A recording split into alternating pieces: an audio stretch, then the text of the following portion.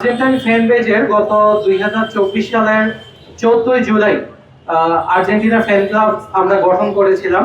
সেই Argentina fan ক্লাবের উদ্যোগে আগামীকালকে ঢাকায় আমাদের শাহবাগ থেকে রবীন্দ্র সরোবর পর্যন্ত একটি ঐতিহাসিক শোভাযাত্রা অনুষ্ঠিত হতে যাচ্ছে ইনশাআল্লাহ।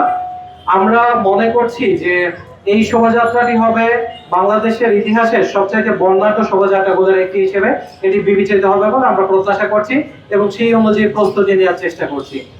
আমরা এই শোভাযাত্রার যে আহ্বান সেটি আমাদের যারা আর্জেন্টিনার ভক্ত সমর্থক আছে বা আমাদের যারা অন্যান্যরা আছেন তাদের সারা দেশবাসীর কাছে আমরা যে শোভাযাত্রাটি করতে যাচ্ছি এই শোভাযাত্রার মেসেজ পৌঁছানোর জন্যই মূলত আমরা এই আজকে সংবাদ সম্মেলনকে আহ্বান করেছি।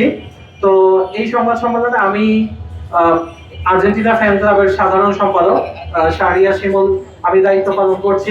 বিকাল 4টায় আমরা ডিএমপির কাছে অলরেডি আজকে আমাদের যে তাদের যে অবহিতকরণ সেটি আমরা তাদেরকে অবহিত করেছি।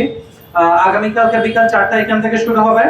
আমাদের ঢাকা দক্ষিণের যিনি প্রশাসক আব্দুল সালাম ভাই তিনি ইতিমধ্যে এখানে উপস্থিত থাকার ব্যাপারে তার সম্মতি জ্ঞাপন করেছেন। আপনারা জানেন যে বাংলাদেশের জাতীয় সংসদের যিনি স্পিকার তিনি আর্জেন্টিনার একজন কড়া সমর্থক, তার কাছেও আমরা দাওয়াতটি পৌঁছে দিচ্ছি। আমাদের আইনমন্ত্রী সম্মানিত আইনমন্ত্রী মহোদয় তিনিও আর্জেন্টিনার একজন সমর্থক, তাকেও আমরা দাওয়াতটি পৌঁছে দিচ্ছি। আমাদের বিভিন্ন আমরা এখানে চাই যে আমাদের দলমত নির্বিশেষে সবাই এখানে উপস্থিত থাকবেন। তবে ইতিমধ্যেই বাংলাদেশ জাতীয়তাবাদী ছাত্র দলের কেন্দ্রীয় কমিটির সভাপতি রাকিবুল ইসলাম রাকিব ভাই, সাধারণ সম্পাদক নাসিরউদ্দিন নাসির ভাই তারা এই তারুণ্যের যে জোয়ার সেখানে সংহতি প্রকাশের জন্য আগামীকাল শাহবাগে তারাও উপস্থিত থাকবেন। বাংলাদেশ জাতীয়তাবাদী ছাত্র দলের সাবেক সভাপতি রৌনকুল ইসলাম শ্রাবণ তিনি সহ অনেকেই এখানে উপস্থিত থাকবেন বলে আমরা প্রত্যাশা ব্যক্ত করছি।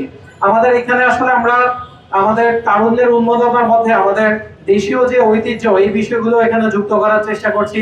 আমাদের এখানে ঘোড়ার গাড়ির ব্যবস্থা থাকবে, হাতির ব্যবস্থা থাকবে, আতশবাজির ব্যবস্থা থাকবে, কালার স্মোক সহ যত ধরনের আয়োজন আসলে আমাদের পক্ষে সম্ভবপর হয় সেটা আমরা এখানে চেষ্টা করেছি।